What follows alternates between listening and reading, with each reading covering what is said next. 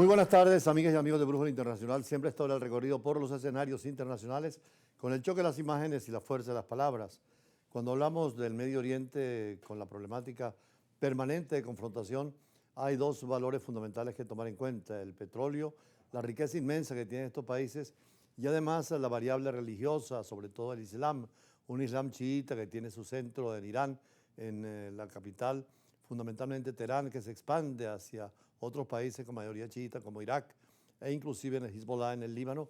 Perdieron el poder ahora los alawitas, que eran una tendencia cercana a Irán en Siria, pero frente a él está el mundo sunita mayoritariamente, que empieza en Arabia Saudita y se extiende a todas las monarquías y gobiernos del Golfo. Esa visión complica muchas veces el análisis de la región del Medio Oriente, pero también allí están Turquía, que es un factor muy importante, por supuesto de primera importancia hoy, después de la derrota de los sirios y el cambio de gobierno donde Irán fue fundamental, pero que Irán fue derrotado junto a los rusos y ahora ganan fundamentalmente grupos radicales, pero que buscan democratizarse, y el presidente Trump les dio el reconocimiento. Preocupan, sin embargo, a Israel estas situaciones de negociaciones con Irán y también de reconocimiento de Siria. Israel es otro factor muy importante, así que tenemos por una parte a Irán y el mundo chiita, Arabia Saudita, el mundo sunita, Turquía y una democracia que ha hecho compatible el Islam con la democracia, pero Israel también es un factor muy importante de considerar. Y precisamente hoy la prensa internacional nos trae una información que es que Irán dice que va a suspender su enriquecimiento de uranio como parte de cualquier eventual acuerdo nuclear con Estados Unidos, con quien mantiene negociaciones calificadas por el presidente Donald Trump de muy buenas. Era lo que decía la prensa internacional. Trump prometió llegar a negociaciones con Irán al margen de la decisión de Israel, que no quisiera que Irán tenga armas nucleares y que se controle el uranio que tiene, porque el uranio tiene que enriquecerse para ser un uranio peligroso, convertirse en fisión nuclear en las bombas atómicas que pasó en Hiroshima y Nagasaki. Pero el uranio no enriquecido es muy útil y por eso Irán reclama el derecho al uso pacífico de la energía nuclear, pero ahora anuncia que puede enriquecerlo hasta un 90%, con lo cual sería muy peligroso, y sigue la tensión en el Medio Oriente. Pero veamos cómo lo reseña la prensa hoy en día. Irán descartó el lunes suspender su enriquecimiento de uranio como parte de cualquier eventual acuerdo nuclear con Estados Unidos, con quien mantiene negociaciones calificadas por el presidente Donald Trump de muy buenas. Las potencias occidentales, con Estados Unidos a la cabeza e Israel, considerado por los expertos la única potencia nuclear de Oriente Medio, sospechan que Irán quiere dotarse del arma nuclear. Teherán rechaza estas acusaciones y defiende su derecho a la energía nuclear con fines civiles. Actualmente Irán enriquece uranio al 60%, muy por encima del límite del 3,67% que estableció el acuerdo de 2015, pero por debajo del 90% necesario para desarrollar armas nucleares. Irán y Estados Unidos, que llevaron a cabo el viernes en Roma una quinta ronda de conversaciones sobre el programa nuclear iraní bajo mediación de Omán, terminaron sin avances notables, pero están dispuestos a nuevas negociaciones. Estas conversaciones entre ambos países son el mayor nivel de contacto desde que Washington se retiró unilateralmente en 2018 del Acuerdo Internacional sobre el Programa Nuclear iraní alcanzado 3 años antes. El portavoz de la diplomacia iraní, Esmail Bagay, anunció el lunes que un funcionario del Organismo Internacional de Energía Atómica, la Autoridad Nuclear de la ONU, visitará Irán en los próximos días. Vimos al alto funcionario de Irán precisamente no usar corbata. Los iraníes no pueden usar corbata. Es un símbolo occidental, mientras que el presidente Trump y cualquier político occidental, la corbata es fundamental, como en el caso nuestro. Son costumbres y hábitos del protocolo. Y en el mundo chiita, sobre todo, los sunitas tienen el problema porque tienen vestidos distintos al occidental. Pero Irán tiene una actitud muy fuerte frente a Estados Unidos. Antes estaba el Shah de Irán y era una relación extraordinaria. Estados Unidos incluso empezó los desarrollos nucleares con el Shah de Irán, pero hoy tienen problemas y conflictos Irán no solamente con Occidente, sino también con el mundo árabe, y hemos visto los problemas internos, como vimos en el caso de Siria. Sin embargo, tarde o temprano habrá que llegar a un acuerdo. En el caso de Venezuela tenemos un reactor de 3 megavatios, pero hay mucho uranio en el país. Este país tiene todos los recursos naturales. Sin embargo, Brasil y Argentina tienen reactores nucleares de 1000 megavatios, es decir, lo aprovechan para energía eléctrica, que cuando Pérez Jiménez trajeron ese pequeño reactor y nunca se hizo nada más. En cambio, Argentina y Brasil, México y otros países le han dado mucha importancia a la energía nuclear. Y en cuanto a otras noticias internacionales, seguimos también la dinámica de la diplomacia mundial, cuando vimos hoy en la mañana al rey británico Carlos III disfrutando de un paseo por un parque de Ottawa, en Canadá, en el primer día de una visita muy simbólica de ese país, que vive desde hace varios meses al ritmo de las amenazas permanentes de anexión del presidente estadounidense Donald Trump, que ha querido escandalizar a sus vecinos. El primer viaje lo hizo al Medio Oriente y no a Canadá y a México, como hacen los presidentes de Estados Unidos, y además amenazó con anexar no solamente a Canadá, sino también a Groenlandia, e incluso cambiar el Golfo de México por el Golfo de América, porque quiere alterar el orden mundial y está rompiendo con todas las normas del derecho internacional. Veamos la información desde Canadá. El rey británico Carlos III visita Canadá en medio de tensiones por las amenazas de anexión del presidente estadounidense Donald Trump. El monarca y jefe de Estado de Canadá, miembro de la Commonwealth, fue recibido en el aeropuerto por el nuevo primer ministro Mark Carney, quien horas antes calificó la visita de honor histórico, a la altura de los desafíos que enfrenta el país norteamericano. En Canadá, la relación con la monarquía se ha debilitado cada vez más en los últimos años, pero parece recuperarse como símbolo canadiense que distingue al país de su poderoso vecino, según encuestas recientes. Carlos III no habló en público en la primera jornada de su visita de 2 días. El soberano de 76 años y que padece un cáncer desde hace más de un año, acudió invitado por Carney para pronunciar el martes el llamado Discurso del Trono, con motivo de la reapertura del Parlamento canadiense.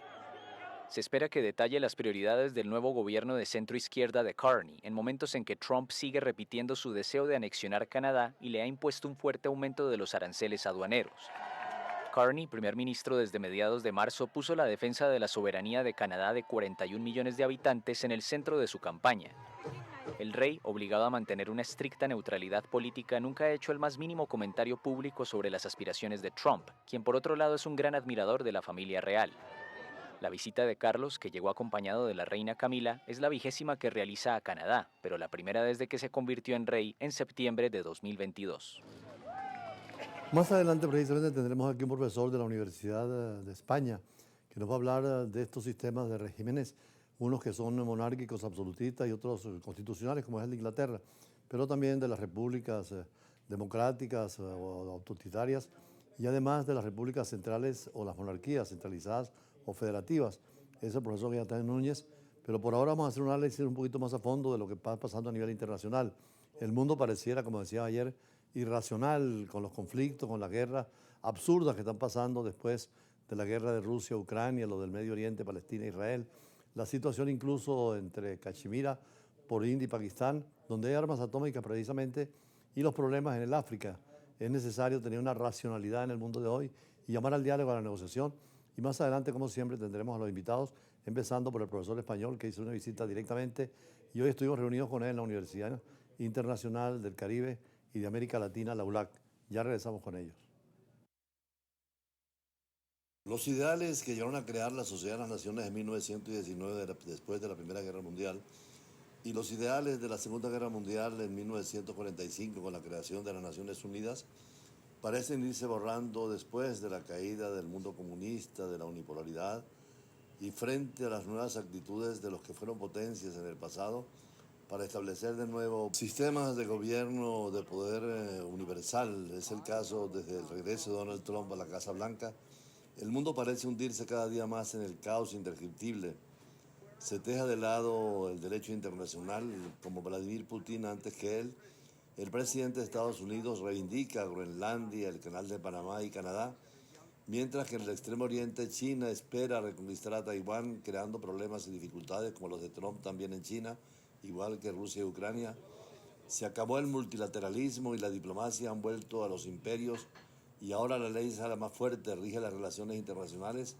El que más anuncie, el que más señale, el que más grite, pareciera imponerse en las relaciones internacionales, como lo vimos con Donald Trump y los sistemas económicos comerciales, con las tarifas y los aranceles, y la respuesta que han dado la sociedad mundial, donde temen la voz más que de demócratas que consulten a sus pueblos, personas que se sientan mesiánicas a dirigir el mundo. Pero el cambio del orden internacional heredado del periodo de posguerra comenzó mucho antes.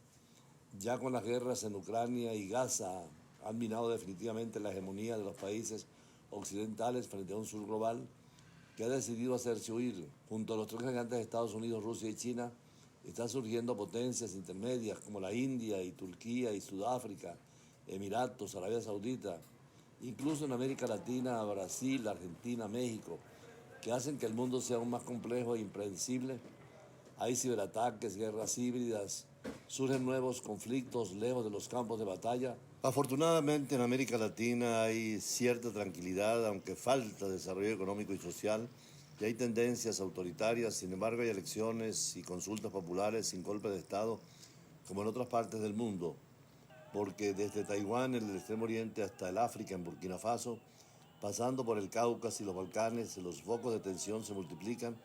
Para intentar comprender mejor lo que está sucediendo, tenemos que recurrir a la geografía y a la historia y a las relaciones internacionales, y sobre todo estar pendiente de las Naciones Unidas, sus organizaciones internacionales, y también los intentos de la integración regional. Por eso en América Latina sigue siendo prioritario que, así como nos manifestamos todos en China, en la reunión China-América Latina, lo hacemos con el mundo árabe o con África, América Latina, y también la Unión Europea, América Latina, tengamos que fortalecer los sistemas de integración a como dé lugar y perfeccionar nuestras democracias para que no sean solo democracias políticas, sino económicas y sociales.